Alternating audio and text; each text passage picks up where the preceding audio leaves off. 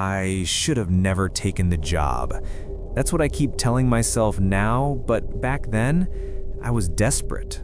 Rent was due, my car was on its last legs, and I was down to eating canned beans 3 nights in a row. So when the ad said, overnight security needed, easy money, $25 an hour, minimal responsibilities, well, I didn't even hesitate. The place was called Glenbrook Research Facility, though the building looked nothing like a lab. It was a squat, concrete structure on the edge of town, surrounded by barbed wire and floodlights. When I pulled up for the first night, the guard at the front gate just stared at me for a long time before lifting the barrier. He didn't say a word, just stared. Inside, the manager was waiting. Thin man, pale. His tie was crooked like he'd forgotten how to wear one. He slid a clipboard across the desk. On it, a list of rules, handwritten in shaky block letters. Do not use the elevator after midnight. If you hear crying from the 3rd floor, ignore it. Keep every door locked behind you, even if you're only gone for seconds. Do not look directly at the security monitors between 2:13 a.m. and 2:16 a.m. If you see yourself on a camera feed, turn it off immediately. I laughed nervously, waiting for him to say it was a joke. He didn't. He just said, "Follow the rules, and you'll be fine." My shift began at 11 p.m. The place was empty, dead quiet. Just long, sterile halls, humming fluorescent lights, and the buzz of old cameras. For the first hour, it was boring, just what I expected. But then, just past midnight, I forgot the first rule. The elevator dinged. The doors slid open on their own. I hadn't pressed the button. And inside was me. Not a reflection, not a trick of the glass. It was me, standing in the elevator, breathing slowly, eyes fixed right on mine. The doors closed before I could move. I wanted to quit right then, but I couldn't leave. Rule number 3, the front doors had locked themselves, heavy bolts slamming into place the moment midnight hit. I was trapped inside until morning. That's when the crying started. It came from the 3rd floor. A child's sobs, small, broken, desperate. My heart pounded as I remembered rule number 2, ignore it. But the sound echoed through the stairwell, bouncing off the walls like the building wanted to push me toward it. And I swear, underneath the crying was the sound of something laughing. I pressed my palms over my ears. Don't listen! Don't listen! But the crying crawled under my skin. It wasn't just sound anymore. It felt like it was inside my skull. At 12:45, I forced myself back to the security office. The cameras were grainy, black and white, but clear enough. Empty hallways, locked doors, nothing unusual. And then, movement. On camera 3, one of the stairwell feeds, I saw a figure, small, thin. It was crouched at the bottom step facing the wall. It rocked back and forth like a child, but the crying, it didn't match the movement. The sobs didn't line up with the rocking. I leaned closer to the screen, trying to see, and that's when the thing's head snapped. Not turned, snapped. A violent crack as its face whipped toward the camera. The crying stopped. For a full minute, the monitor was filled with nothing but its blank gray face staring upward, eyes like hollow pits. Then, the feed cut to static. I didn't breathe. I didn't move. Because in the silence of the office, I heard the creak of the security door handle turning. Rule number 3, always lock the doors. I had locked it. I knew I had. The handle jiggled once, then stopped. I sat there, shaking, staring at that door until the clock ticked past 2 a.m. That's when I remembered rule number 4. Do not look directly at the security monitors between 2:13 a.m. and 2:16 a.m. I told myself I wouldn't, that I'd look away, cover them with my jacket, anything. But when the time came, I froze, my eyes locked onto the screens like something wanted me to watch. The feeds flickered. At first, it was just static, then faces started to appear in the snow. Dozens of them, pale, grinning, pressed right up against the glass of the cameras as if the lens itself was a window. And then, one by one, they started to move. Not in their own feeds, through them, crawling from one monitor into the next. By 2:15, all but one screen had gone black.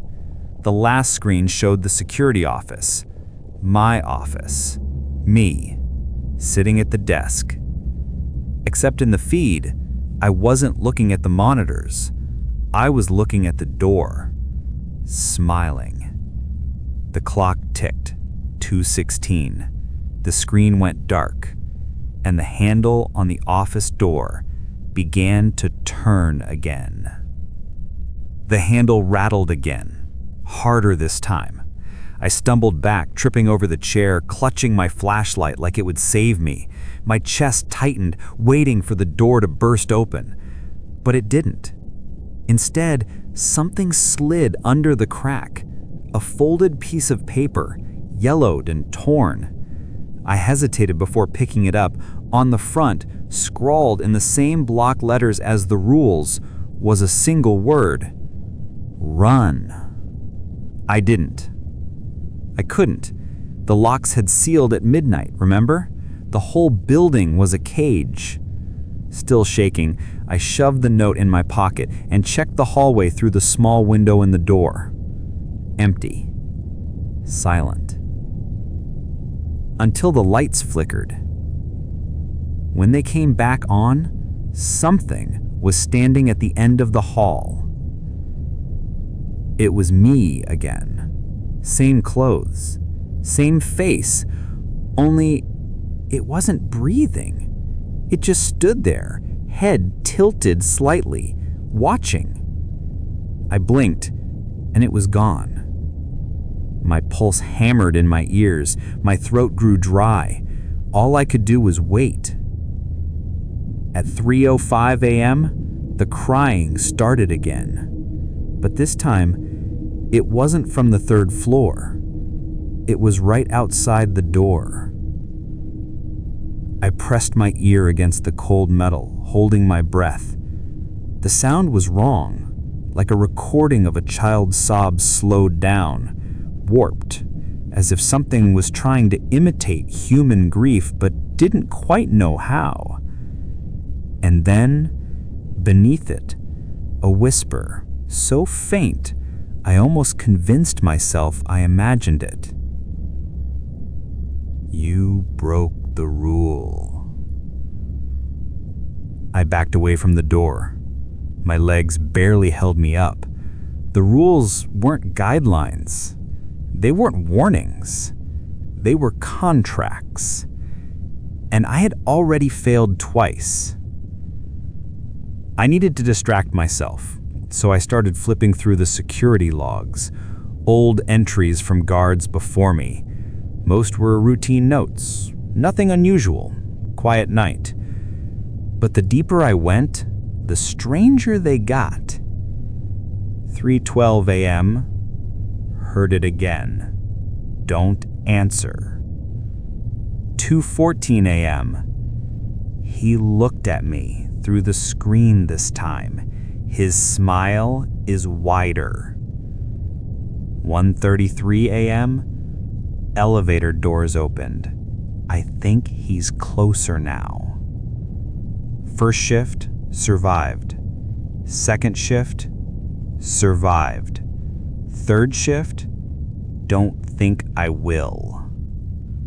The final entry was smeared with something dark, almost like dried blood. Just 4 words. It wants a replacement. I didn't sleep. I didn't blink. I just sat there, waiting for dawn. But dawn never came.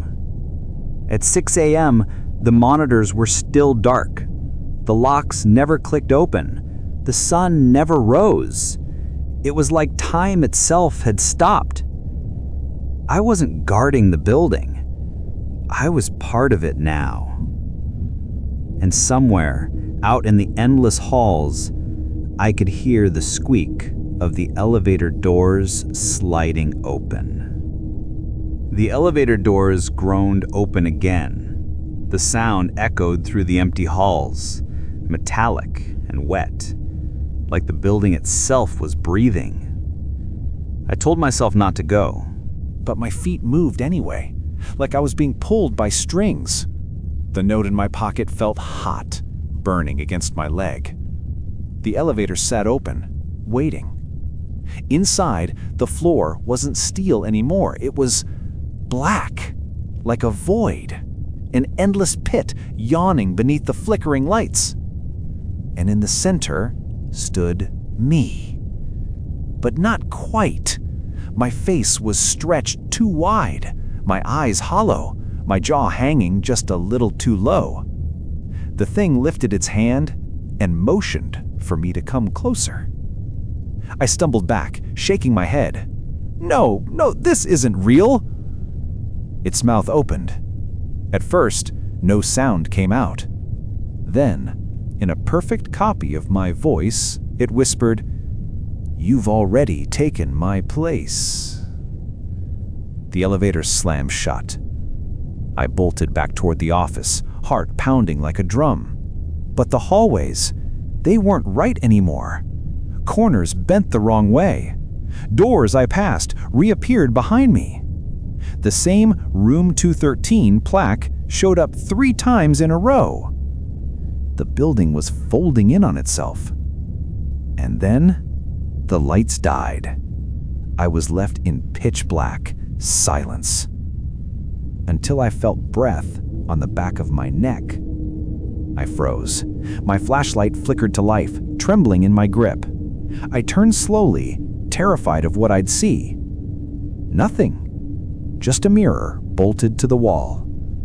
But in the glass, I wasn't holding the flashlight. I wasn't shaking. I wasn't even breathing. The reflection smiled. Then it stepped forward out of the mirror. I dropped the light and ran, but it didn't matter. Every hallway led me back to the office. Every turn brought me face to face with more reflections of myself. Some broken, some twisted, all smiling. When I finally collapsed in the chair, the monitors blinked back to life. One by one, they showed me. Dozens of me. All trapped in different rooms of the facility, pounding on walls, screaming. Some already rotting. Some just staring back with the same hopelessness I felt. The clock on the desk read 11 p.m. My shift had just begun again. The rules were still there, waiting. And I realized what the last guard meant. It doesn't want me dead. It wants me here, forever.